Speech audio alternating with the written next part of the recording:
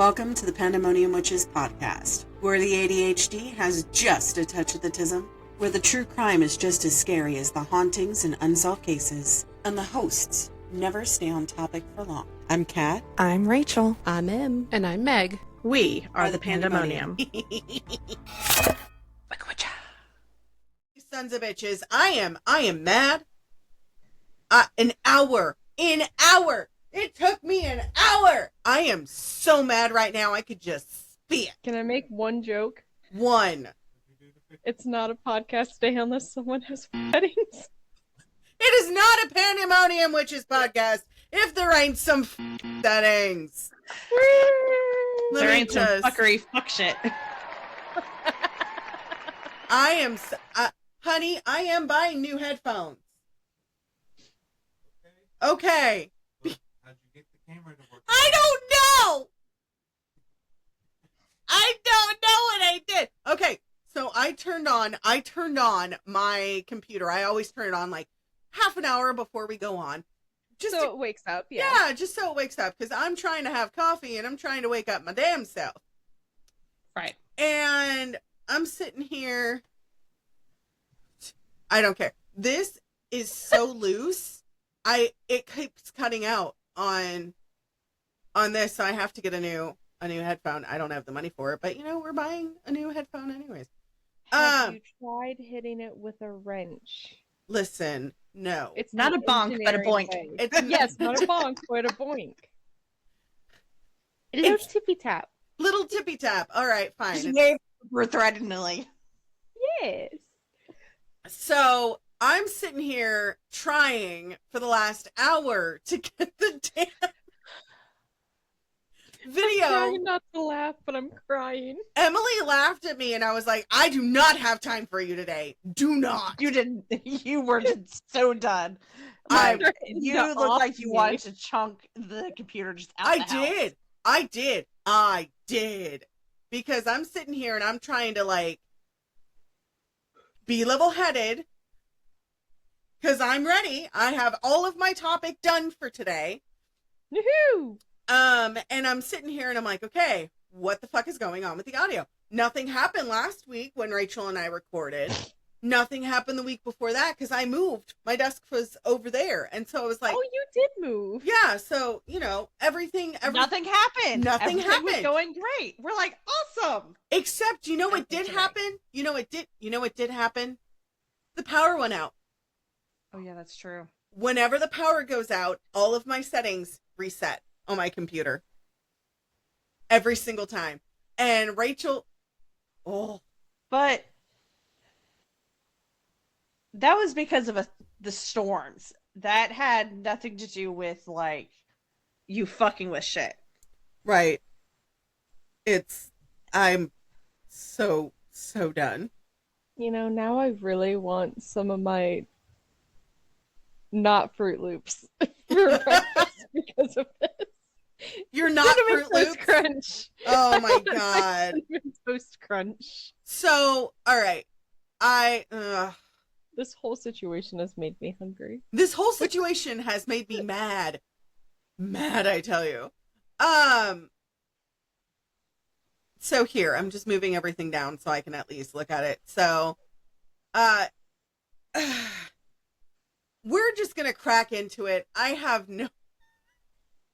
no fucking spoons left to just...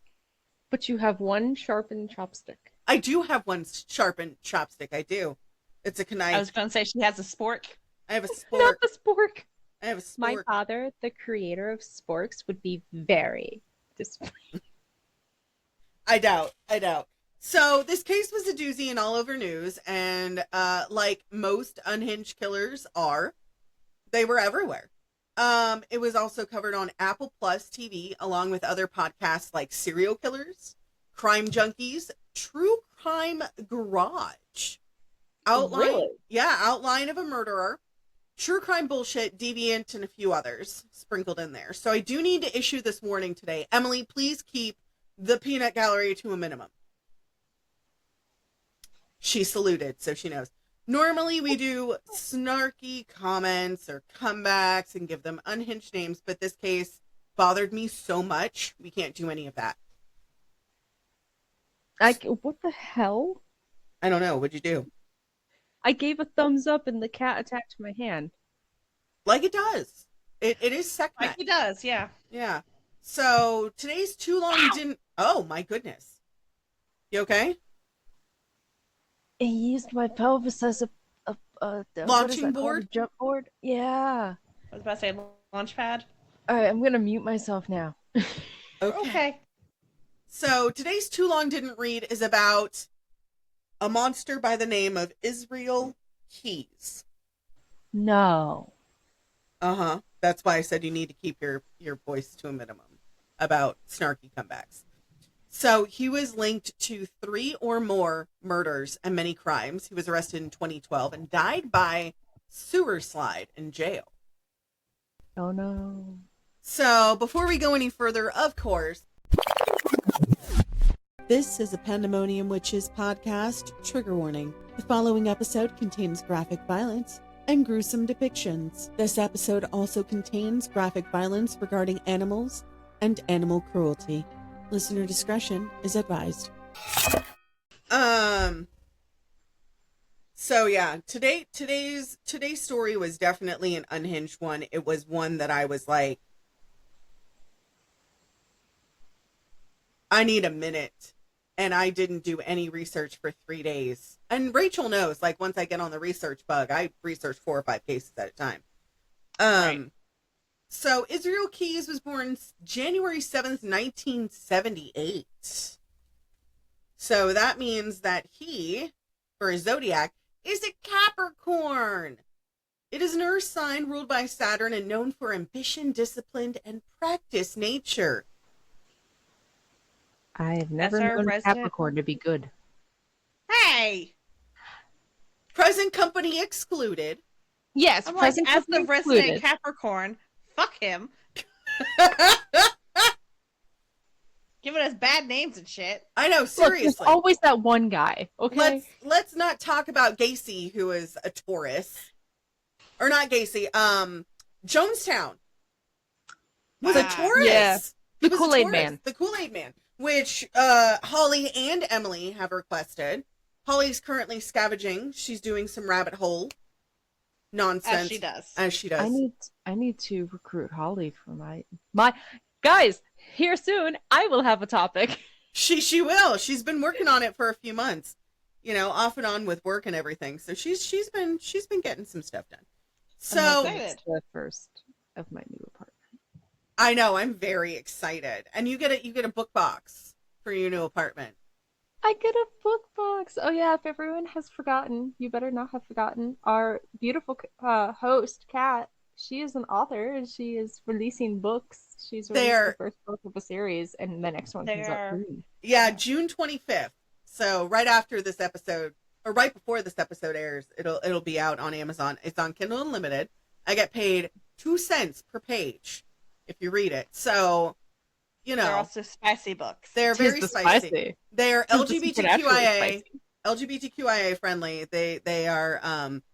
I really like the non-binary character I wrote, Rowan. He's one of my favorites. Him and Finnegan, because the non-binary beings in this world can change their gender at will, as they should. And it's so are beautiful. They non-binary or are they gender fluid? They're non-binary. Ah, porque nos dos. I love that. Yes. So yeah. So anyways, back to the fuckwad in question. So Israel was the second of 10 children.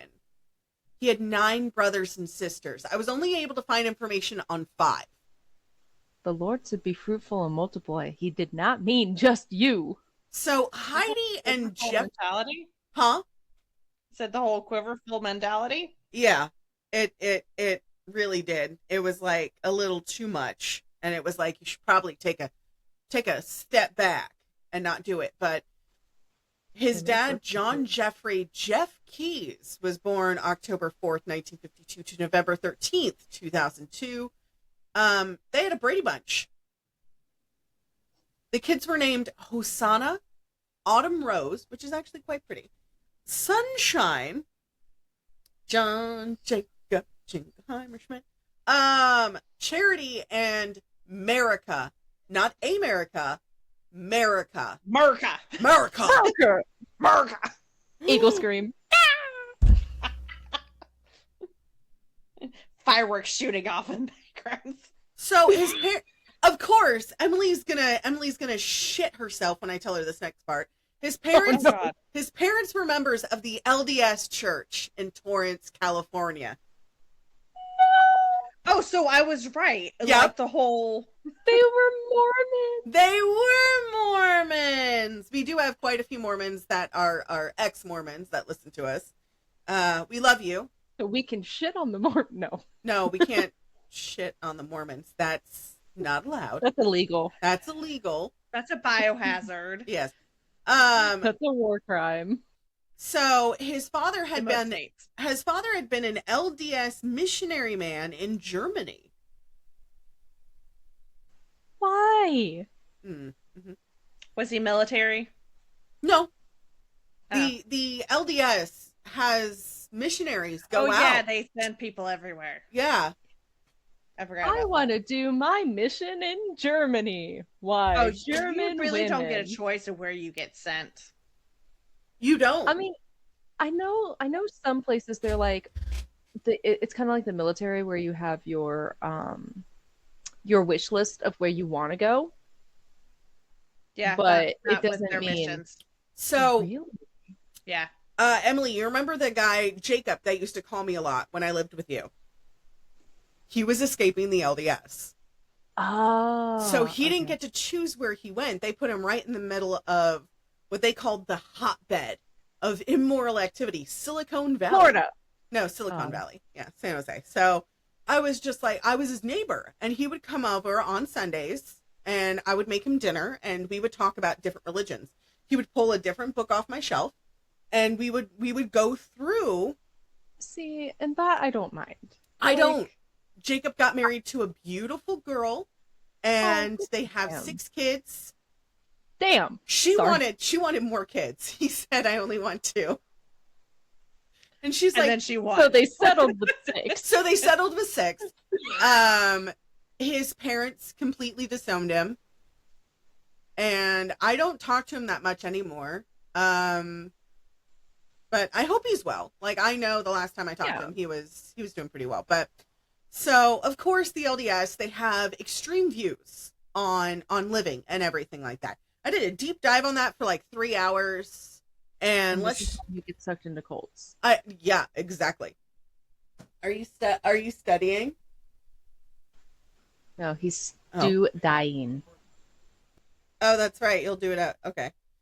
He was at gate guard for the last month and a half, so now he's going back to regular duty. You should salute me. My husband's an officer. I've had one person say that to me, and I laughed so hard I snorted my coffee. I got to tell a commander's, like a commander, to sit down and shut up at work the other day, and it was amazing. Well, you remember Oh. that one captain was my patient. Uh-huh. And he Yeah. would bring his kids in, and I would be like, oh, Captain, my captain. And he would always laugh, and this guy was like, you should salute him. And I looked at him, and I go, sit down. Yeah. Like, no. You're in my house. You're in my house. I'm Also, giving you a I am discount. not active duty. I don't salute people unless it's with the middle finger. I'll give you the one finger salute. So, all right. So we're going down a rabbit hole wrong way. So Keys and his siblings were homeschooled until 1983, the year before I was born. I'm an old bitch. So after... But you're beautiful. Thank you. So the family left the LDS after a while, and they moved the family to a remote plot of land north of Colville, Washington, in Stevens County, when Israel was 5. I don't know if Okay. you guys have been there in Washington. Yes. Yes. There ain't shit there. No. Not really. It is one of the biggest drug and sex trafficking areas in the United States, aside from South California, Texas, and Florida. Are we surprised Florida's on that list, though? No. No. Not like that one video you sent me where the guy was using the alligator or crocodile or whatever it was as a weapon. Listen, you leave Steve out of it. Okay, but to be fair, that is That an is- adequate weapon, though. That is an adequate weapon. I would be not go scared. near anyone who's holding a crocodile like a damn shotgun. Come here! I'm good. What do you want? You take it all. I don't care. You want the chicken nuggets? Go for it. Chicken nuggies, not the chicken nuggies.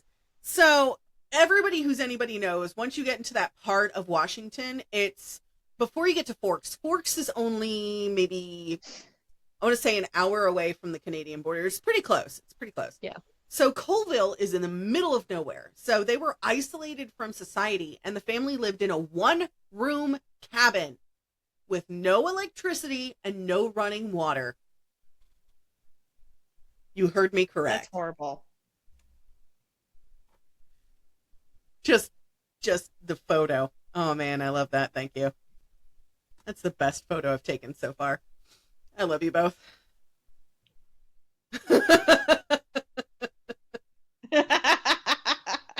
Your face compared to ours, we're just like, So, in Colville, the family attended services at a church called the Ark.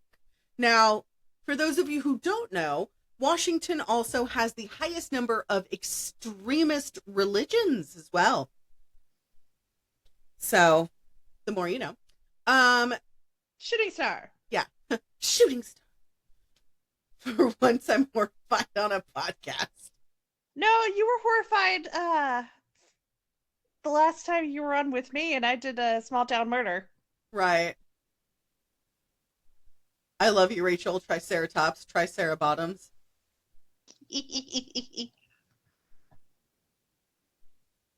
I can't. Oh, man. I got to put that in the book somehow. So, in Colville, they attended the service at the Ark, which was a white supremacist Christian ideology identity group. Israel later described the Ark as an Amish-like environment, which we know all about that. During this period of attending the church, the Keys befriended a neighboring family of Chevy and Cheyenne Cahoe, which, yes, you're muted. You're muted. Muted. Oh, man, that's great. And she has muted herself but doesn't know how. No, she didn't mute herself. It's something wrong with My Something computer needs- muted itself. Oh, man, There we that's go. the best. Anyway, are you sure it's Tahoe and not Tahoe? Tahoo! Heavy It's Tahoe. Cahoe. Kehoe. Yeah, it's Cahoe. Fuck you, I'm funny. Okay, so Rachel sent this in our sister chat. We have one with her sisters. The 3x5 note card. I did do that. I did that for my sociology final in college. I mean, if they don't specify She inches or didn't. feet She or didn't. meters, like, She didn't. So I bought a 3 foot by 5 foot poster board, front and back, that had all of my notes for the entire semester. And she looked at me and I went, "You didn't specify." So the next year, for the next people who were coming in, it says 3 inches by 5 inches. And I was like, because she learned her Joke's on lesson. you, fucker. I won this round. Yup. So, Chevy was later convicted in 1996 for a triple homicide.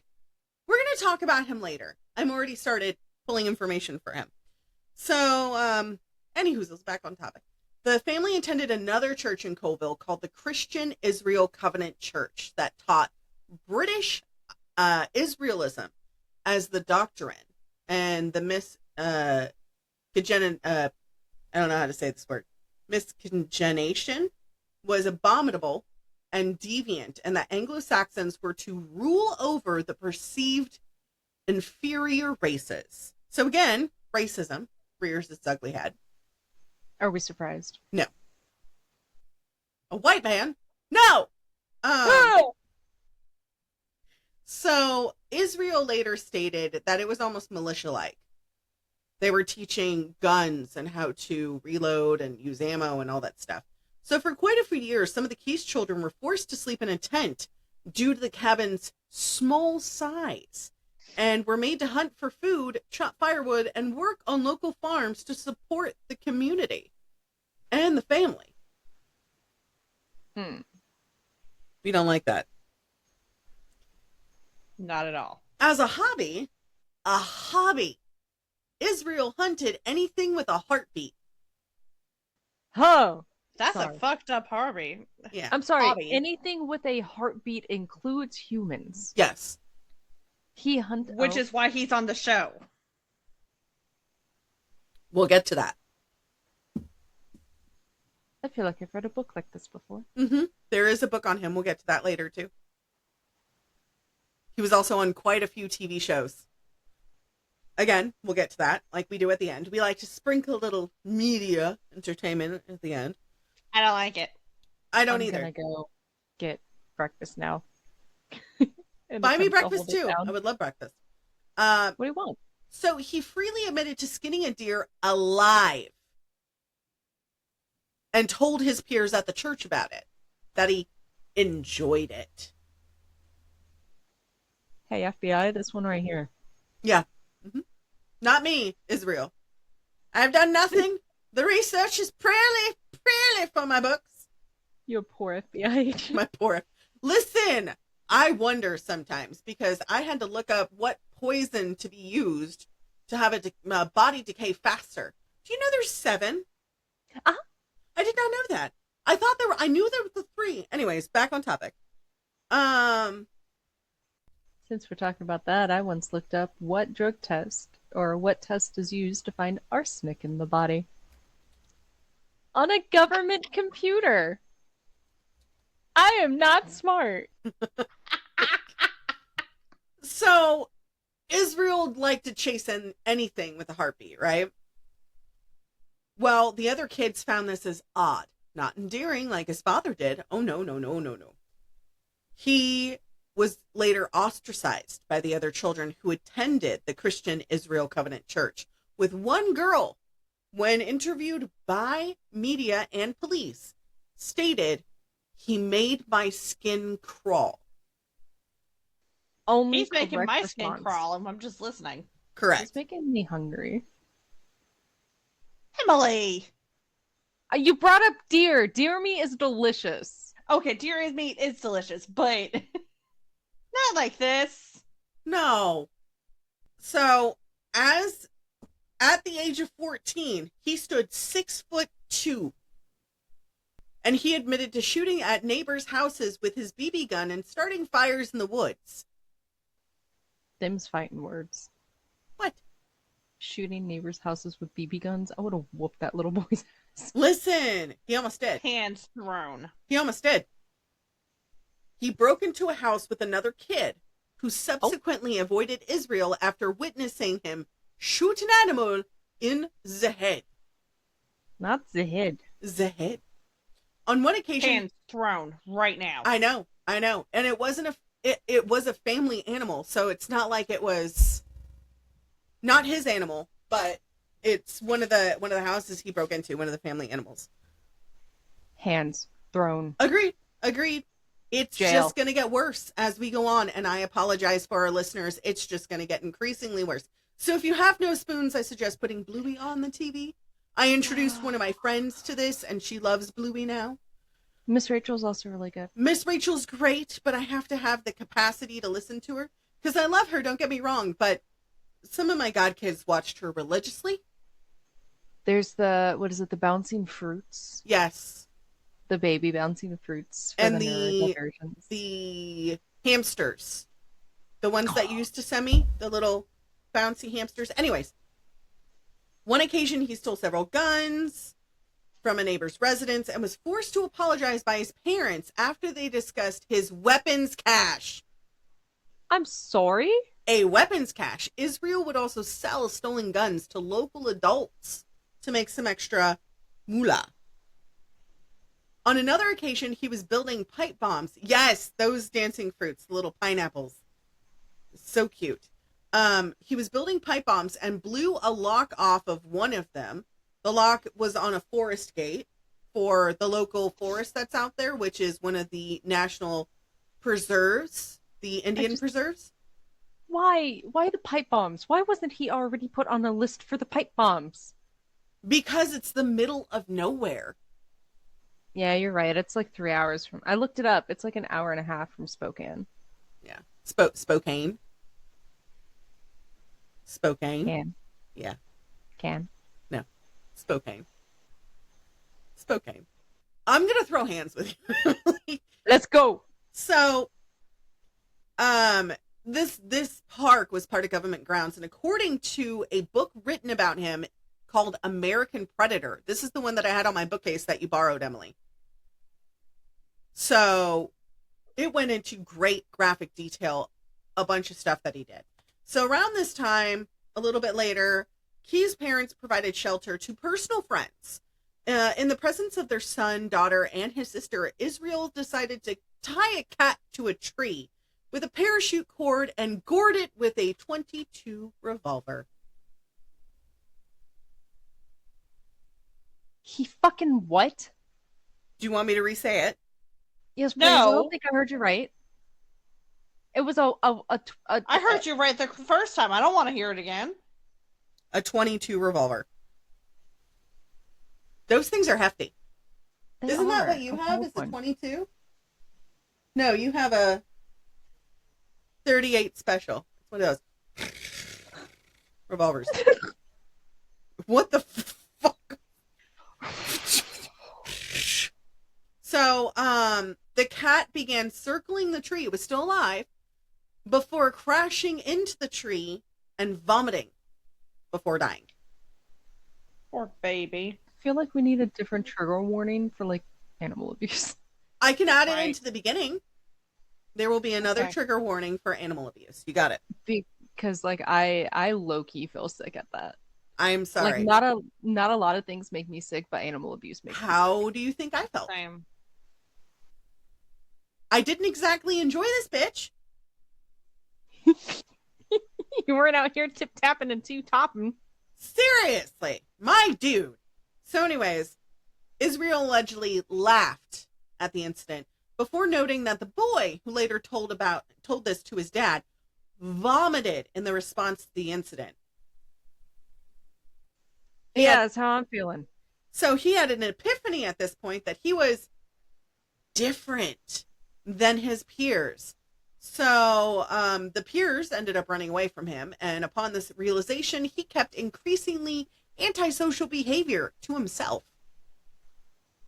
In addition, his mother began to notice some troubling signs in Israel Only now? when he began tuning into various radio stations and different things. So this is when he started listening to the radio a little bit more frequently, because you do remember they're in the middle of nowhere. They don't get a lot of service. Yeah. In addition, by his teenage years, Israel became a skilled carpenter, building his first wooden cabin for his family at the age of 16. He also worked for a Colville contractor from 95 to 97. So roughly around this time was when he started keeping a journal including biblical quotations, documenting daily sins for which he felt shame, such as lusting after his girlfriend. You hate how impressive that it is a cabin at 16? I hate how impressive that is.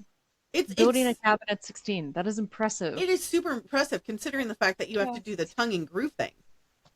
The dovetailing and all that. Like, I hate how impressive that is. But I'm sorry, he was upset over lusting over his girlfriend? Yeah, because it's a sin. It's not. There's so many other things to be upset about that I'm just choosing to ignore that one. Yeah, please do. Because, like I said earlier, it gets worse because Billy May's here. No! You keep your ShamWow to yourself. You keep your OxyClean to yourself, damn it. I too like to share the wealth, bitch. So later, the family relocated to Smyrna, Maine, where they collected sap for maple syrup production in mostly Amish country.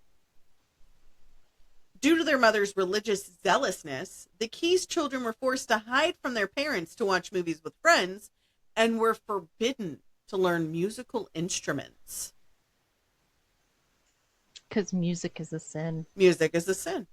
So sometime during this period, Israel renounced his Christian faith, and this was when he declared that he was atheist to his parents after an intense argument. I don't know if y'all have ever...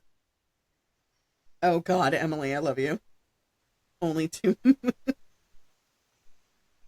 So... Okay, back in topic, guys. Yeah, sorry. So he led this argument that he had with his parents made them evict him for Good. blasphemy. Not the killing of animals, not the creeping out of the people in their areas. No. Blasphemy.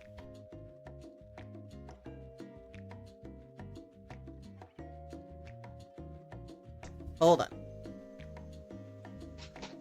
So while you're doing that, I've decided to order IHOP for breakfast. That sounds Ooh. delicious. Right?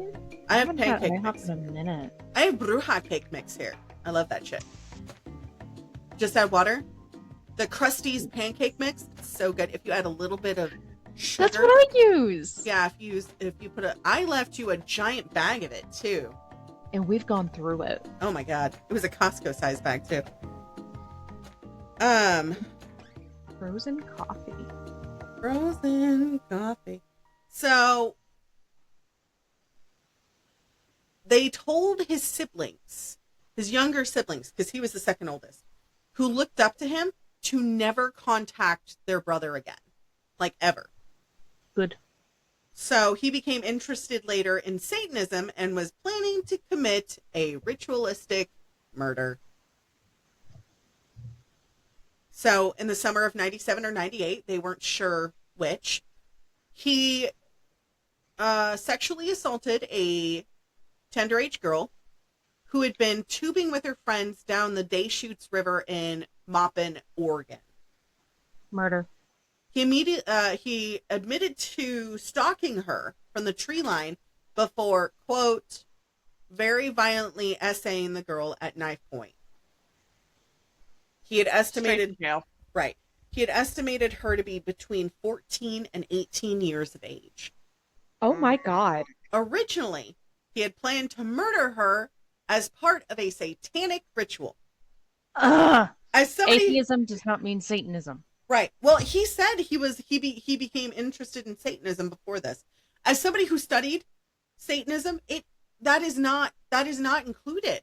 Like, That's not one of the things. That's not how this works. That's not one of the things. There's like 10 commandments. Satan doesn't like humans. Satan loves humans. Satan He's loves not them. a sacrifices. He doesn't like human sacrifices. That part. Satan likes, good food, good wine, good times. But he does not allow things to be done without consent. That's like one of the huge things of Satanism is consent. Right. That's like the number one rule. Don't It let is. anyone do anything to your body that you don't allow. Yeah, And if they do, not kill consent them. to. exactly. And I'm just sitting here like reading this information and I was like, the fuck? Oh, Meg's reading tarot at an event today. Good Oh, for boy. Meg. I know, I love her. Exciting. So Israel ended up letting her go in the river with her tube where he abducted her from. He stated, I was too timid.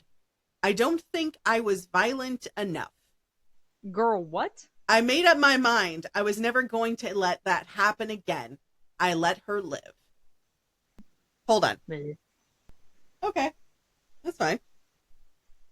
So later, July 9th, 1998, he relocated and enlisted in the United States Army in the state of New York, where he served as a specialist in Alpha Company, 1st Battalion, 5th Infantry, 25th Infantry Division, which means... Can I help you? That's my booby. But they're very nice movies. They are very nice movies. He's making biscuits. I He's love... gonna keep up with the bakery demand. Yes, I love Crush. So he passed a month-long preliminary course for the United States Army Rangers training, which is hard to get into, first of all. But he got into it and he passed the preliminary course to get into it. He was stationed at Fort Lewis and Fort Hood, which is now Fort Cavazos, also spending some time abroad, overseas, which we're going to talk about for just a second.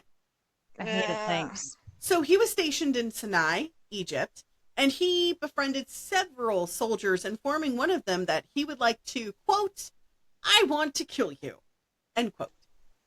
So while at Fort Lewis, Israel served on a mortar team. My husband says it's an 11 Charlie. I have no idea what that means, but... Oh, I can look it up. Okay. Ow! Hush, Sekhmet, stop. So former Army friends of his have noted his quiet demeanor and the habit of, quote, keeping to himself. On weekends, he was reported to drink heavily, consuming entire bottles of his favorite drink, Wild Turkey Bourbon, which is trash. Yes, it is. I found it. 11 Charlie? Yep, that is the MOS for the indirect firemen or fire infantrymen, which basically means they operate and maintain mortars. Operate and maintain mortars. Those big... The things that they put down the tube and they go, fire! And you're like, oh shit, that's loud. Yeah, the things that go biggity boom. Biggity boom. Yes! It shakes their whole house when they do it here. They also conduct reconnaissance, looking for targets. They work on the radio and signal things. Sometimes, in some cases, they may serve as supervisors or platoon sergeants overseeing mortar teams. Very cool. They undergo a 22-week training program, including basic combat training and advanced individual training. They require strong math skills, as well as standard infantryman skills. And, okay. All of their exercises start at Fort Benning in Georgia. Not surprised. Oh. I mean, Josh was stationed there. Go, Army! Fireworks. I say this as a squid. I say this as someone who was in the Navy. No one likes the Army. That's kind of true, but not really. I love the people that I've met here. Most of them. The people is entirely different than the branch as a whole. Yes. Yeah. Oh yeah. But we're not going to talk about some of the people that I've met because they're straight up dicks. I mean, Army just stands for you're not ready for the Marines yet. So, Army ain't ready for Marines yet. Oh my god. So, anyways, after drinking every weekend, February 2001, Israel was arrested in Thurston County for DUI. Not surprised. Yeah. Well, when you drink like that, it's bound to happen. Hold on. We're going to pause. Hold on. And where is That are coming out of my mouth. So, anyways, Israel was arrested for a DUI. And he had a plea agreement, and he was fined $350, which is not bad considering what he was arrested for. Could have been a lot worse. Could have been a lot worse. So he was actually a fan of the ICP, the Insane Clown Posse. The ICP would not be a fan of him. ICP would definitely not be a fan of him. As somebody who has met ICP, they probably don't remember me. Hello, if you hear me. I was the girl in stilettos changing a tire in the middle of Lathrop. As you should. Yes. That is feminism right there. Yes. So, it was pouring rain, and I screamed at them, and I was like, I am a woman, I can do this on my own. And they were like, we're just saying we can tow your car. And I was like, oh. My bad. Anyways, so Israel didn't commit any murders during his 3 years in the United States Army. However, he did confess to attempting to essay a sex worker, while on leave in Egypt, as well as a college student he met on leave in Israel. He also confessed to committing bank robberies in New York and Texas. The FBI later confirmed that he robbed the community bank branch in Tupper Lake, New York in April of 2009. He also 2009 because I told Cheyenne and she goes, that's fucking funny because she heard me editing 2006 the other day and she's like, that's funny. So I'm going to just keep doing it that way. I love it. I love it too. It's pretty funny. 2006. Okay, hon. We're home. Somebody's coming by to pick something up. Breakfast. Yay! Did you just say someone's about to become a victim? Somebody's about to come home. I thought you were still angry about earlier, and I'm like, damn, all right. No. I mean, I'm sure she probably still is, but... I mean, I'm still angry over my computer. We're not going to talk about that, though. So... just ignoring that. The FBI was also told that he burglarized a Texas home and then subsequently decided to, quote, set it on fire. That's arson, not burglary. Correct. 2 different charges, sir. 2 different charges. So the FBI reported that he had burglarized 20 to 30 homes across the U.S. and robbed several banks between 2001 and 2012. So Israel was awarded the Army Achievement Medal for his service as a gunner, an assistant gunner from December 98 to July 01. He got a nail. I'm sorry, we're just going to breeze past that first part and just go right into him getting an award. Yes. We know you're a killer. However, here's an award. So, the fuck? Israel was believed to have begun killing in 2001 following his discharge. He was honorably... He had to find something. He was honorably discharged. But what was his reenlistment code? I didn't look that up. You can look it up if you want. He had been held responsible for as many as 11 deaths in the United States. Unlike most serial killers, he didn't have a victim profile. So we talked about this on the Eileen Wuornos episode, the Gacy episode, the Ed Kemper episode, and more recently on the episode we did, what's his name? I know it. What is It'll it? come back to you. Are you kidding me? Huh.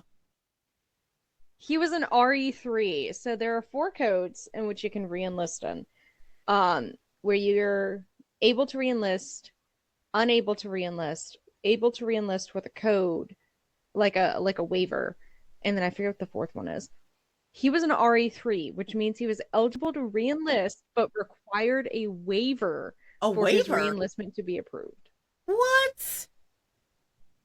The waiver process likely involved demonstrating he met the necessary standards such as physical and mental fitness and addressing any concerns related to his past service, like the DUI. Just Emily looking chill as hell. I'm making this into a little Facebook post. Jesus Christ. I'm like, got the what the fuck look on my face. Yeah. We both do. I'm sorry. I'm just chilling I'm over sorry. here. What? So yeah, that's wow. Well, so he told the FBI about his, quote, murder trips, where he kept his mobile phone turned off and paid for items only in cash. He was then honorably discharged July of 2001 and relocated to Naya Bay, Washington.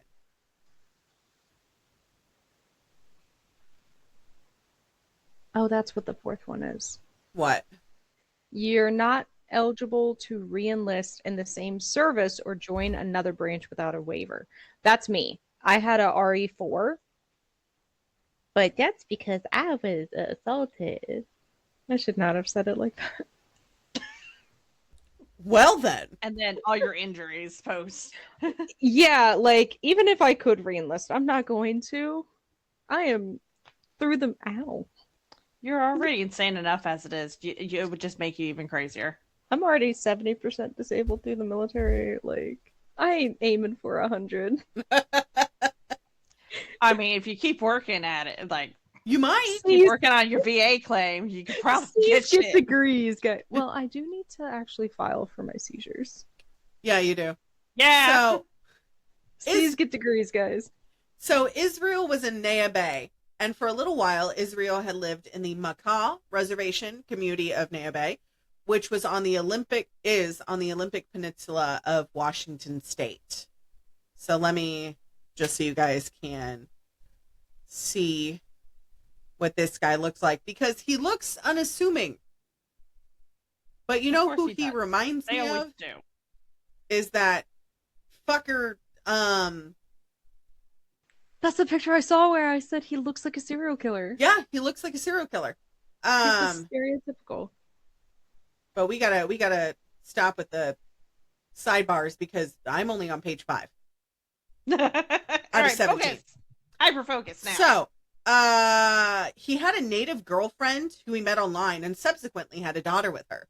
His daughter was the apple and is the, well, she still, loved her dad, but was the apple of his eye while he was alive. Alive. Yeah, Israel and his girlfriend broke up, and at the time of his arrest, he was dating a woman who worked as a nurse. In 2007, Israel started a construction business in Alaska called Keys Construction. And while working as a handyman, contractor, and construction worker, he was genuinely regarded as a skilled and trustworthy worker, but several female customers reported that he exhibited brief facial expressions or dark moods that made them seriously uncomfortable. No shit. He also had serious ties to New York because that's where he was stationed, right? Yeah. He owned 10 acres and a dilapidated cabin in the town of Constable. So we're going to start talking about his crimes. Buckle up, bitches. Ugh. You ready? Not really, but let's dive into it.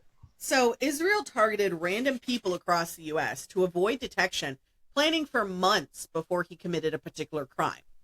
He specifically frequented campgrounds and isolated locations. He claimed to only use guns when he had to and preferred manual strangulation. This was due to the pleasure he derived from witnessing victims lose consciousness in the struggle. Emily's like, I called it. I called it because I was like, he prefers manual strangulation. That sounds like sexual gratification to me. And then you continued, and I was like, I called it! He claimed to not kill children or parents of children, primarily because of his daughter, whom he feared finding out about him and his crimes. He didn't want to murder anybody who had children, even though his first victim was a child. I don't, like, I'm a dad. I gotta set a good example. So, I mean, I guess, personal growth, like, changes, I'll take it. I'll take small amounts. With a pound of salt, but I'll take it. So, pound of salt is saying something. So, however, police and FBI investigators were skeptical of this claim and suspected him of killing several teenagers and children during his quote-unquote spree.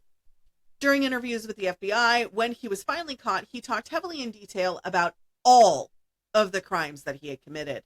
In an interview with 48 Hours, Israel stated, "Once I started, there was nothing else like it."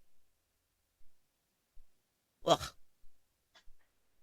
At the jail, drawings were found that were written in his human blood, pictures of skulls that had been debated between law enforcement officials and other journalists, that there is possibly one skull for every victim that he killed. He definitely lived a double life, and people were embedded in his life had no idea what he was capable of. I mean, that's usually what happens with most closeted serial killers. Right. He was the model neighbor. We had no idea he was even like this. I mean, Ed Kemper, Gacy. As they're digging up the bodies in the backyard. Right. The Ken and Barbie killers. I mean, a good case in point, my cousin, or a friend of a friend of a friend, that lived down the street from the granny. What's her name? Yes. I covered her. I In know. California. I know. I can't That was remember her name. Literally using the bodies as fertilizer. As fertilizer in her fucking garden. And she used the vegetables. Giving the fruit and produce out. Yeah, she used the fruit and vegetables to give to her neighbors. And I remember my cousin, when she found out, she went through the freaking freezer and threw out everything that she had given her. And I was like, oh my God, like, you had murder produce? And she's like, I didn't know. Like, if I had known, I wouldn't have taken it. Right. It's one of those things where you're just like, Jesus Christ, like, where did this all come from, you know? So right. The FBI specifically interviewed him on several occasions: May 24th, 2012, May 29th, June 7th, June 26th, and the final one was on November 29th of 2012. So we're going to start from the beginning of when he said these crimes committed. So June 8th, 2011, a year before he got caught, was when he said he started his quote-unquote sprees. He flew to Chicago, where he rented a car to drive 1,000 miles, or 1,600 kilometers to our other friends, to Vermont. He buried a murder kit and had it hidden for 2 years before this, so he could execute his murders without being incumbent to buy products that he needed. They were buried. They were buried in Home Depot buckets. On one hand, reduce, reuse, recycle. Right. But at the same time, bruh. Right. Not Home Depot. I'm sure this isn't the kind of, advertising they wanted. No, not at all. Not at all. Not at all. So he confessed to murdering 49-year-old William Bill Scott Currier and 55-year-old Lorraine Simone Currier of Essex, Vermont. He broke into their home on the night of June 8th, 2011, and tied them up before driving them to an abandoned farmhouse, where he shot Bill before essaying and strangling Lorraine. Subsequently, their bodies have never been found. That's sad. 2 years prior, he hid the murder kit next to their home, which he later recovered and used in the crime. So he was watching them for 2 years. Plotting and making plans. Yep. Next was February All right. 1st, 2012. Oh no, after the murders, he moved most of his kit's contents to a new hiding place in Parrishville, New York. Damn it. Where they remained until after his arrest. So they ended up finding the murder kit and taking a picture of it, which I have. Let me scroll to that. Also, as always, I went deep diving on Reddit, so we're going to talk about that in a little bit.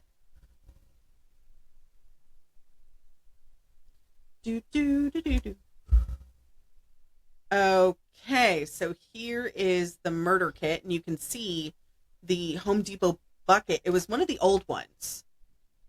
Like one of the really old ones. So he's had this bucket for a It hot has a lid. I know. Home Depot buckets don't have lids anymore. Probably for this reason. Probably. Okay, I lost my place because I was looking for the picture. Okay, so At least he knows how to store a gun. I mean, Sorry. Yes and no. So, next was on February 1st, 2012. This was Israel's last confirmed victim. Her name was Samantha Koenig. She was 18 years old and working at a coffee booth in Anchorage, Alaska. Israel kidnapped her from her workplace on February 1st, and after abducting her, he took her debit card and other items belonging to her and essayed her, and on the following day, killed her. Dick. He left her body in a shed in his backyard and then went on vacation with his family. Oh, that had to start smelling ripe at some point. Well, mind you, it's Alaska. Oh, so it's Does it basically matter? a freezer. It still gets warm there. Things still decay. But it's and February, Also, so it doesn't It's start. February in It's Alaska. February in It's fucking Alaska. yeah. cold. It doesn't start That's defrosting until frickin' May. So he went to New Orleans, where he departed on a pre-booked 2-week cruise with his family in the Gulf of Mexico. I mean, Good for him for a cruise, but fuck him. also, even then, a 2-week cruise for 3 people, not cheap. No. My mom did a cruise for me and the entire family. So me, my brothers, my dad, and her, and I think it was like $10,000, but you can make payments.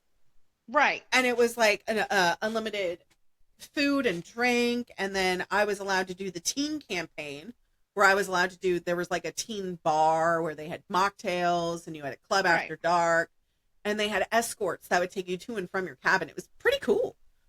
I know when my mom did a 2-week cruise to Alaska with my dad before he passed back in like 16, Uh-huh. it was like $8,000, and that was with everything included. Yeah. It was like 4,000 a pop. Yeah, but the only reason she got a discount was because of her nursing license, I think. Oh, I need to start using that. Yeah. So Okay, back on topic, guys. Yeah, sorry. So when he returned to Alaska, he removed her body from the shed, applied makeup to her face, and I'm so sorry, Rachel, sewed her eyes open with fishing line. Oh, I can feel it. He took a picture of I her. hate it. He took a picture of a 4-day-old issue of the Anchorage Daily News alongside her body and posed it to appear like she was still alive. After demanding $30,000 in ransom, some of which was paid into her bank account, Israel then dismembered her body and disposed of it into Matanuska Lake, north of Anchorage, Alaska. Her remains were discovered and recovered by the FBI's underwater search team, underwater search and evidence response team, also known as USERT, which I think sounds like the name of a villain, but that's besides the point. It does. USERT. Why You should have put you that done in your this? book. No, I have. Well, maybe, I don't know. I still have to figure out the villain for this other book. Put a little note in it. Put a little. The Put in ghost that of for later. Lionel. The ghost of Lionel, yeah. Dick. Anyways, so after Samantha's murder, Lionel has nothing to do with this episode, by the way. Lionel's a character in my book. After Samantha's murder, Israel demanded ransom money, and the police were able to track the withdrawals from her account as he moved throughout the southwestern United States. During that time, the police controversially refused to release surveillance video of Samantha's abduction, which people do hold on to so that way they can notify family and be able to track him and what he looks like. Yes. And so on the morning of March 13th, 2014, Israel was arrested by the Texas Highway Patrol, Corporal Brian Henry, and Texas Ranger Stephen Rayburn, in the parking lot of a Cotton Patch Cafe in Lufkin, Texas. I had to burp, and it was really loud. I apologize. Excuse me. Investigators had circulated lookout bulletins for the suspect's car, which had been used at the ATMs to withdraw money from her account. Israel came to their attention when law enforcement officers were monitoring hotel parking lots for out-of-state rental cars matching the police bulletin. So subsequently, the officers stopped him after he drove slightly over the speed limit by 20 miles per hour and searched his vehicle after they noticed cash stained with bright ink indicating a die pack from a bank robbery. Dumbass. Yeah, we talked about that earlier. He robbed banks. So, Right. But also, if you only did like 5 over, they wouldn't have pulled you over. You wouldn't have gotten caught. You're fucking dumbass. If you're gonna commit crimes, be smart about your getaway, damn it. Right. If there's illegal shit in the car, be a safe driver. Like Or Ned you- says, if you're gonna be dumb, you gotta be tough. Or he you can ain't do even, it- or I was right. gonna say he ain't tough. He dumb though. he dumb. or he can do what my neighbor did, which had me drive him. I didn't know until years later. Who's gonna arrest a quote unquote white bitch in the middle of the ghetto? Nobody. White man. Nobody. And let me tell you, like, Nobody's gonna fuck with you neither. right. I found out that was the reason that he asked me to take him to the store all those times. I wasn't taking him to the store. Found out about that. I was so mad. I was like, you're kidding me. And he's like, no. And I was like, all this time I thought you were my friend. He's like, you are my friend.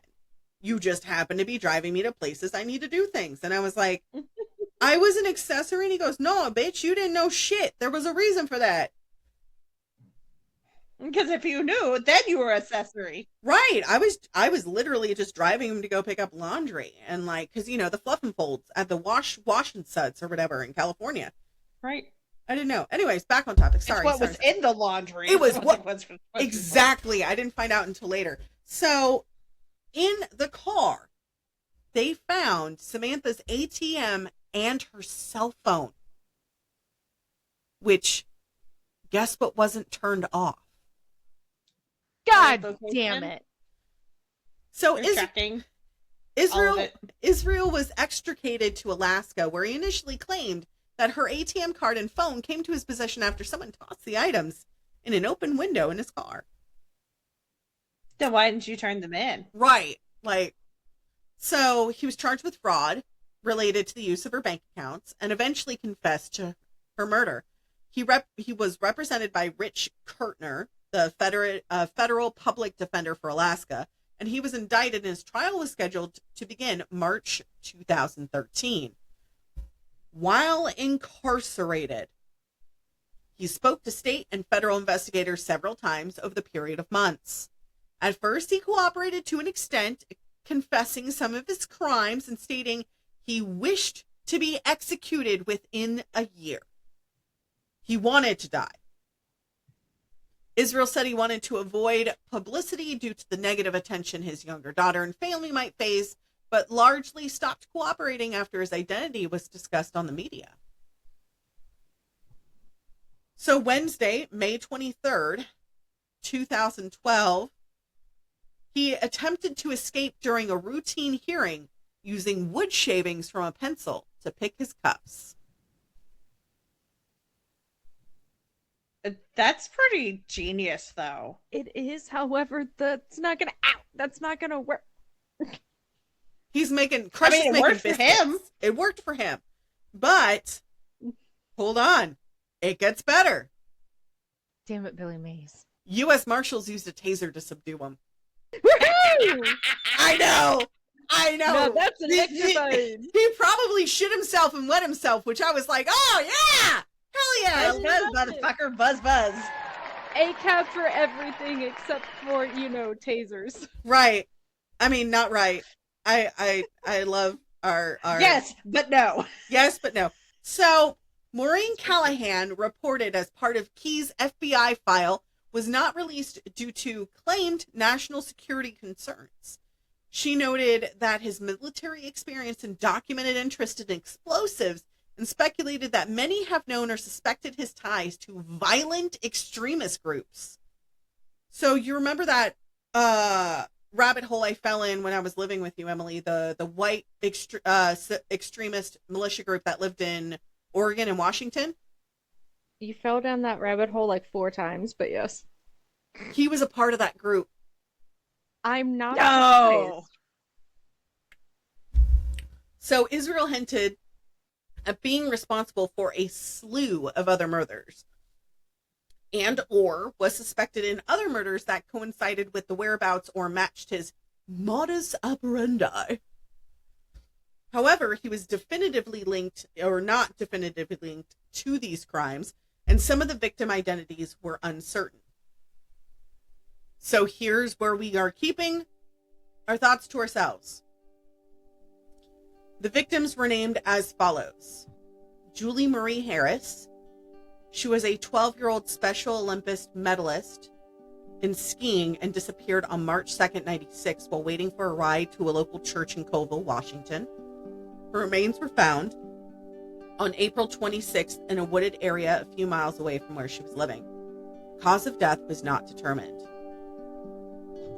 Julie was a double amputee. Her prosthetic feet were found by the Colville River a month after her disappearance. Israel, who was 18 at this time, lived in the area and was questioned about her case after he was arrested in 2012, but he neither confirmed nor denied killing her. Lewis County Jane Doe. Israel admitted to investigators he had killed 5 people in Washington state and was the subject of an active investigation by state police and the FBI. He claimed to have buried or submerged the victim in a lake of Nia Bay in Washington between July and October of 2001. A body was found, but this death was ruled accidental. He also confessed to a double homicide of a young couple, which occurred between 2001 and 2005.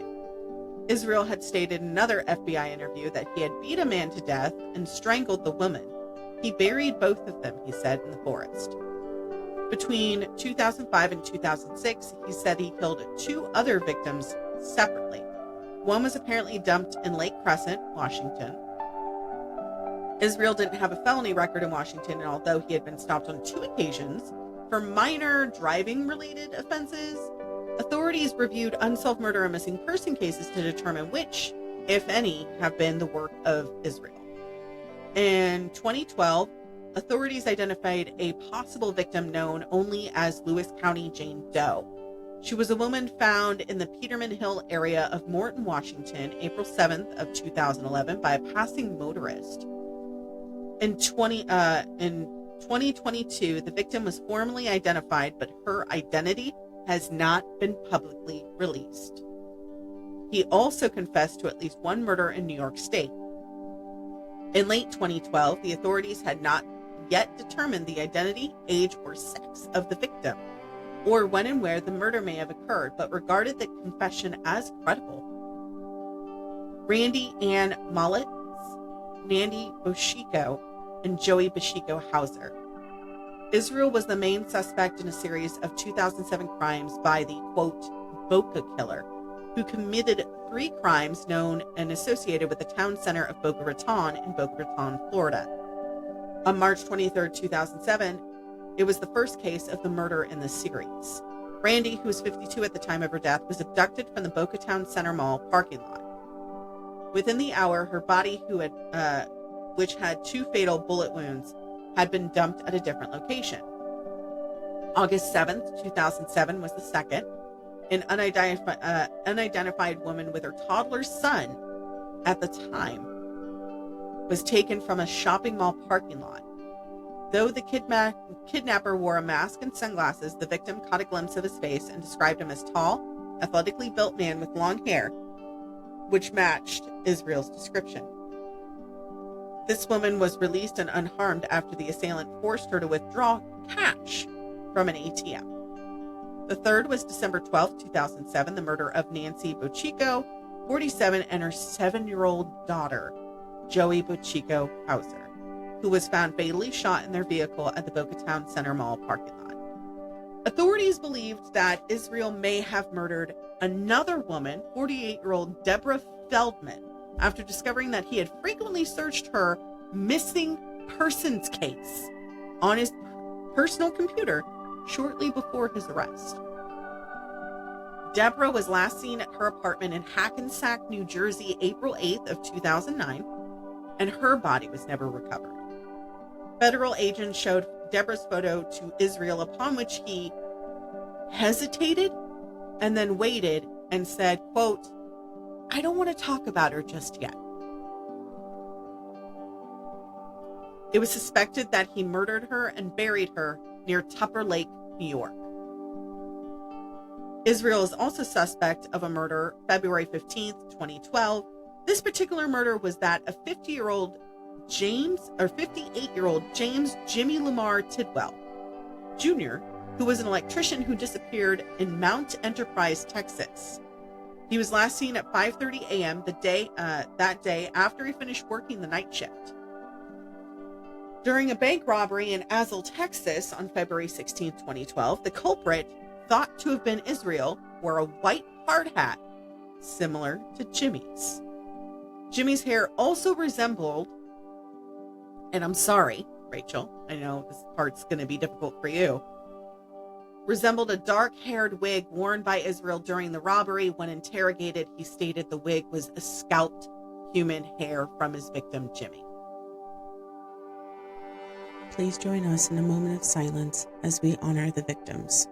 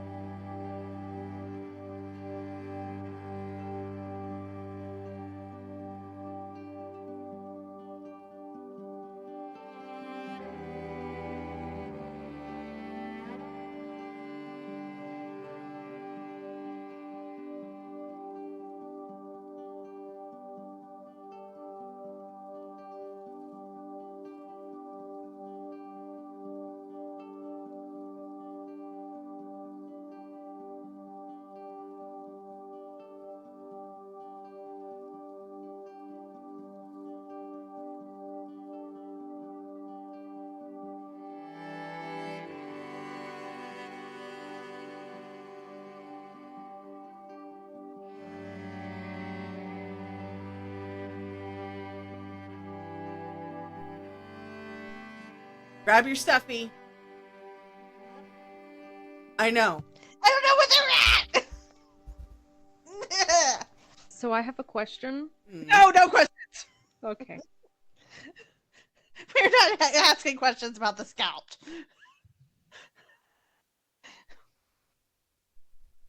Just no.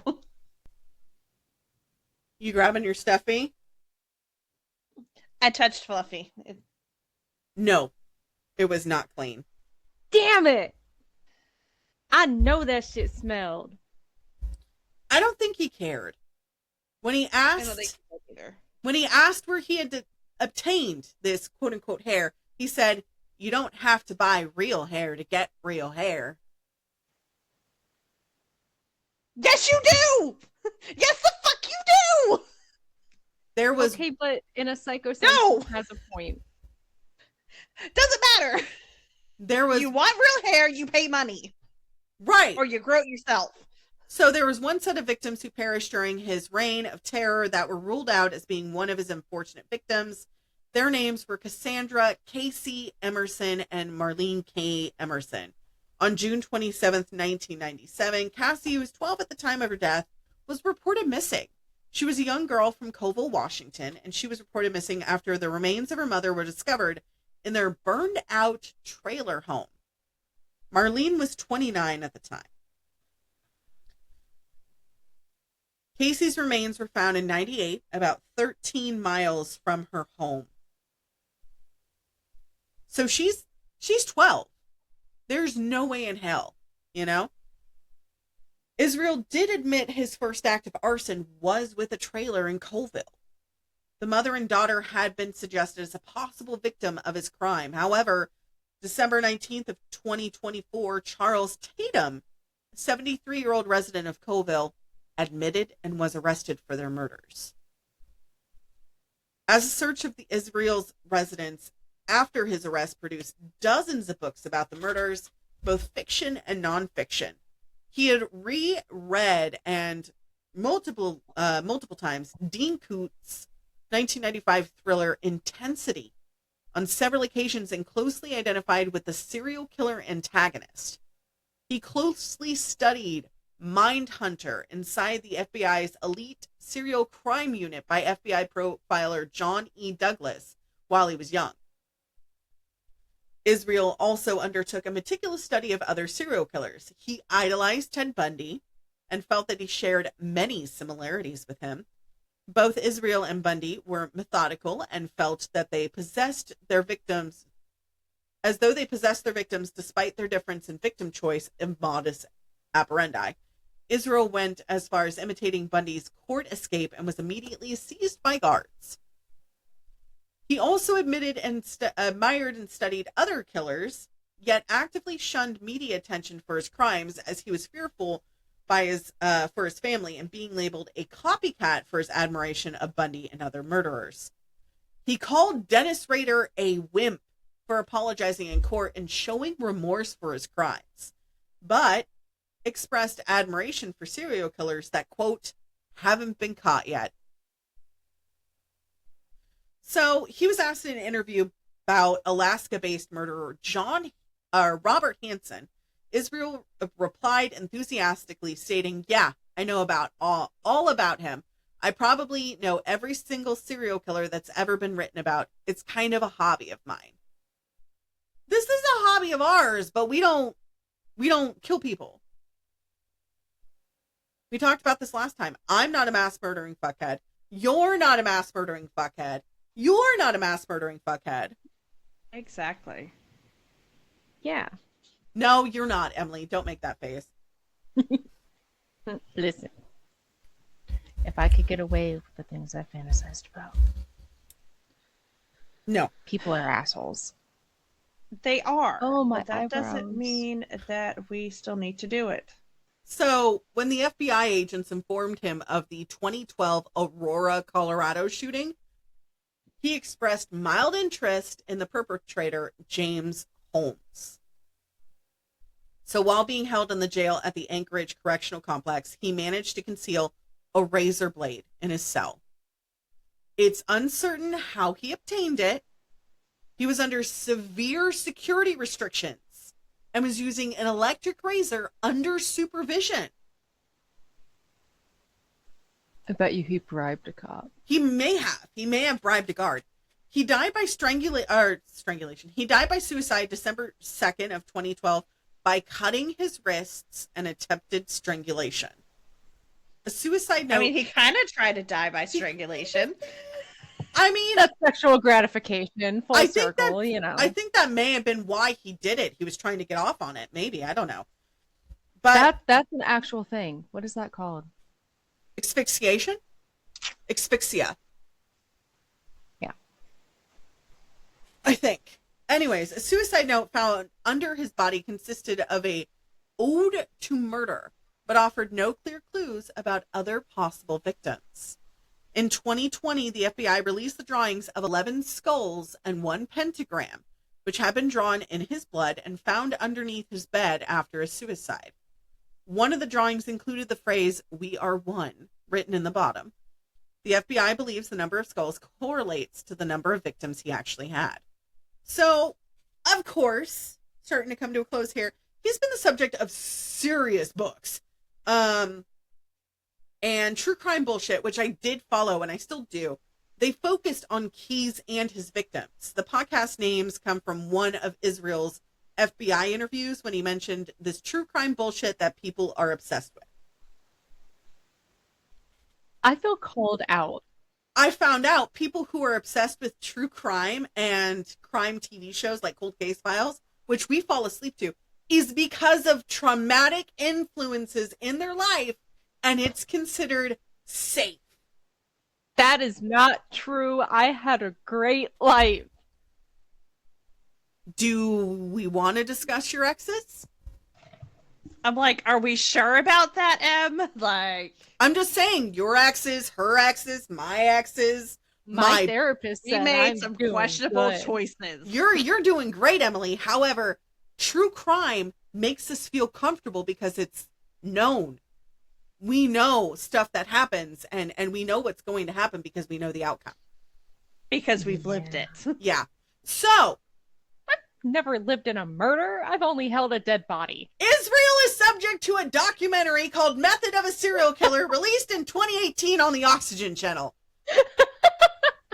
Most of FBI interrogations were released publicly by the Anchorage Daily News to SoundCloud that same year, so you can literally hear his voice, but we're not going to put it on here because we're not dicks. Thank That God. and also his voice is. His voice is icky. You don't want to hear it. I did, and I don't suggest it. They were removed from SoundCloud in 2019, but have since become available on YouTube, and you can find the whole interview. Keyes was also the subject of the first season of the podcast Deviant, which used interviews with Keyes as well as the original reports and interviews with case agents to tell the story of his crimes. There have been a few books written about him along with some TV shows, like the novel American Predator, The Hunt for the Most Meticulous Serial Killer of the 21st Century, which I owned. I don't have it anymore. It got coffee spilled on it. Whatever. As well as True Story of a Serial Killer, Israel Hayes, and The Methodical Monster, Unveiling Israel Keyes, along with America's most elusive serial killer, which is Paperback. Now, you know me, I love to deep dive Reddit. And we got a post here from Anchorage, Alaska, talking about the documentary. Hell yeah, you're getting food. It's almost here. It's in a yeep. It is in a yeep. This commenter had this to say. I hate how well that looks. Like the picture? poster. Yeah, like it. So I hate how that makes me want to watch it. Okay, so the picture is actually from a graphic artist, which I absolutely love this guy. He makes most of the promos for Annie and Discovery and all this other stuff. So a commenter by the name of Blagnet wrote this 6 months ago. Does anyone know if he was in Fairbanks as late September, October of 2011? Somebody tried to nab me late at night back then. The guy was driving a weird car, like a 70s gold sports car, which seemed really out of place for that time of year in Fairbanks, Alaska. And I remember hearing that Keyes never committed murders in his own vehicle. I'm faceblind, so I can't remember for the life of me if it was Keyes. Over the years, I tried so much to remember. I'm walking home along a deserted stretch of road, going home from work at about 1 a.m. A guy stopped me and asked for a cigarette. I told him I didn't have any. He looked at me and said, "Come on now. We both know you do." The thing is, I had been smoking the last cigarette in the pack about 5 minutes earlier. I was super freaked out about the whole thing and tried to stay as far away from him as possible. So I pulled out a pack of cigarettes, showed him it was empty. The guy drove away, looking at me in the eyes. I knew it would take about 5 minutes for him to drive another loop back around, and I was thinking I needed to run into the forest. But I think I was just kind of paralyzed. And then about 30 seconds later, another car pulled up to me, a white minivan with a lady driving and two sleeping kids in the back. She told me to get in, and boy, did I ever. She drove me home and talked to me the whole time about Jesus. She said she was coming home from church event, and that part seemed weird, but her kids were tiny, 2 and 4, and it was late. The whole thing was just really freaky and weird and bothered me so much to think about it over the years, but I'd love to know if that was Israel. On the other hand, it would be pretty upsetting, but on the other, at least he's caught, you know? Meanwhile, another post on Reddit, which was archived, said, "I know some people can't stand when people bring him up as a killer, but listen to the episode of 607 of the podcast True Crime Bullshit. They discovered evidence that strongly suggests that he was Maura Murray's killer." So I did a deep dive on Maura Murray, which if you guys want a full episode on her, I can. But she was disappeared. She had disappeared February 9th of 2004. She was 21 years old, and she was in New Hampshire. She suffered minor injuries, was nowhere to be found. Her car was left at the scene, and she was last seen interacting with someone on the side of the road. Now, he was unaccounted at the time of Maura's disappearance, but he took murder trips, so we're not sure if he was maybe in that area of February 2004.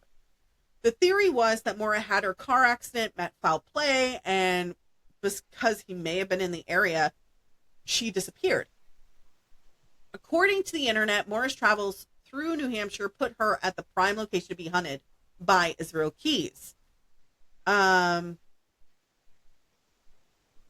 February 9th, though, he was tracked to Utah, where he had rented a silver Volkswagen Jetta that was, per rental policy, not allowed to leave the state. But you and I both know people do shit like that all the time. People do dumb shit all the time. So I went ahead and looked up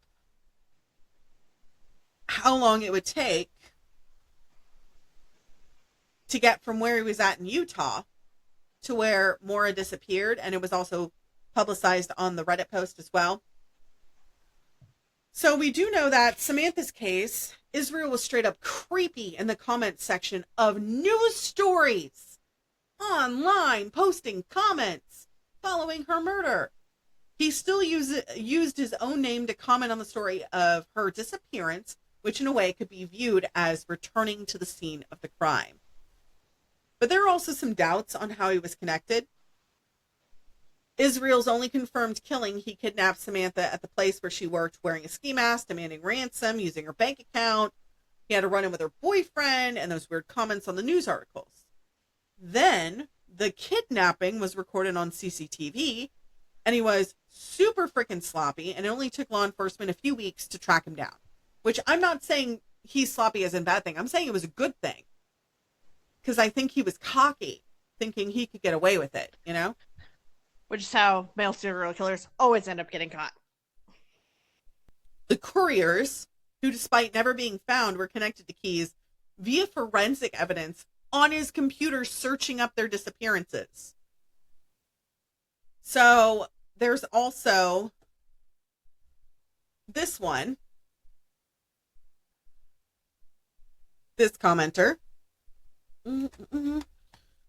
Number one girl. Two things to add here. Potential importance that seem relevant to this possibility. According to Josh Hallmark from True Crime Bullshit, Keyes was familiar with Route 112 and New Hampshire is a hot spot for him. Also see MMM 137 revisiting Keyes at the 30-minute mark.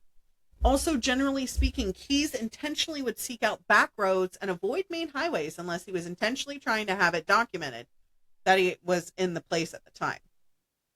This was also the time where Israel was beginning to reach his most prolific years in 2010 and 2011. He specifically used cars to intimidate drivers and would intentionally run people off the road, specifically women traveling alone in rural areas. He did this both by following close behind on the back of the cars and by going in front of them and slowing down and slamming on his brakes, like brake checking them. What the fuck did I miss? I was gone for 2 seconds to get my IHOP. You can read it. It's in the chat. It's in the chat. So this comes up many times in Keyes sittings and FBI interviews. Also, in his suicide note, to some degree, there's an entire episode on True Crime Bullshit about this. To me, this would mean that it's unlikely that Keyes would have happened upon Mara in its extremely short period of time after the crash, but instead could imply, whoop, it went down, that he was actually the cause because he tried to run her off the road. All is circumstantial, but an interesting lead nonetheless. So, of course, Mara, we could definitely discuss her case later if you guys request it. We do have comments turned on, so you guys can leave us little love notes, little requests, little tidbits. So in the case of Mara, which we still hope she's okay, but the New Hampshire Police Department is still searching for more information, which their number for the University of Massachusetts Police is 1-413-545-2121.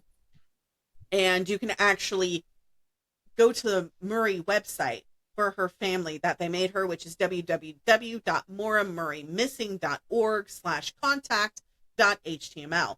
That being said, the FBI is seeking the public's help in closing his case. There are almost 20 bodies associated with Israel Keyes at this point. He is believed to have committed multiple kidnappings and murders across the country from as far as the East Coast to the West Coast and back and forth. Between 2001 and March 2012. I'm pretty sure my friend that went missing, the one that's native.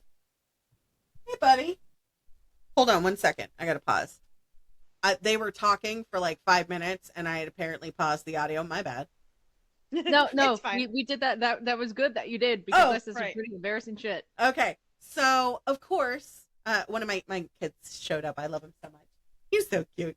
So, that being said, the FBI is seeking the public's help in closing Israel's case. Israel is believed to have committed multiple kidnappings and murders across the country from the East to the West Coast and back again from 2001 to March of 2012. The FBI is asking for help in developing more information about his travels to identify additional victims. And as I was stating earlier, I think that's what happened to my friend. The native friend. We're not ever going to discuss her case per her parents' request, because they said the more her case is discussed, the more her soul is at unrest. Fine. I will be okay with that. So anyone having information concerning Israel Keyes or his possible victims is encouraged to contact the FBI at 1-800-CALL-FBI. So that being said, that is our case for today at 1 hour and 30 minutes. I hated researching this guy. Yep. I mean, I hated I hated researching. listening to it. Well, I mean, I hated researching most of our killers, but like this one, I think this was the first case where I, like, physically had to stop myself from throwing up. right? And I need to make a trigger warning for the beginning for the animal cruelty. Yeah. I'll come up with something for that. But that was our case for today. So, as always, Well, before we do that, should we do the follower thing? oh yes. How many followers do we have? 93. 93. Huzzah! And I know at least 2 of them. I know. I By the way, know. besides mine. us, because we follow our show. minus 4. You know, you, me, Rachel, Meg. Well, one of my coworkers just followed on Friday. Hell yeah! He's the one that everyone's trying to hook me up with. Oh, It's kind of he's- funny. although it is kind of like the not capacity. That's the wrong word. What's the synonym for it? How you guys interact. Cohesiveness of your friendship is cute. That's good. That's a good way I'd to do sell him to Satan for a corn chip. it. Although you are a slut for Fritos, but that's I besides. am a slut for Fritos. I know That you doesn't ate. really say much. I was though. making Frito pie for work, and she ate an entire Costco-sized bag of fucking Fritos. The Fritos were good though. Oh, that makes me want to make walking tacos now. I know. So we do have one new country, Cambodia. I can dig it. Welcome, Cambodia. Welcome, Cambodia. Welcome to the shit show. We But keep getting countries that I'm just like, never thought that would be crossed off the list. listen, it's, you know, I do have a It's friend. not a bad thing. We love it, Right. but it's just countries I didn't think would be listening. Pop up. As always, as Emily says, Do stupid shit. don't do stupid shit. Bite the hand. No! Stay feral! It wasn't me You this took my line. Stay feral! Bite the hand. And we'll see you guys next time. Okay, goodbye! Okay, bye. Next time on the Pandemonium Witches, famous for the Shiloh Indian mouth. Which is crazy because they're like, hey, no Indian be here. But, like, you're going to be, like, famous for one of those sites. Come on. You cannot have it So- both ways. Who dug them up? White men. No, God, Damn was it, white hoping... men. It's always It the was white giving man. us a What do chance. you expect? I was giving us a chance. I was like, maybe they're just, like, doing a little renovation and putting it back. Don't- Like, hey, don't- we wanted to make it a little nicer Making for their your final making their place. sites look more pretty. Don't No. give a Right. white. So both Andrew Jackson and his wife, Rachel, are buried in the garden tomb on the estate. Rachel, what the fuck have you been up to? Apparently, time trumping. Time jumping. Time trumping? I Good like Lord. that. I actually don't hate that because, like, yes, I do have dominion over time.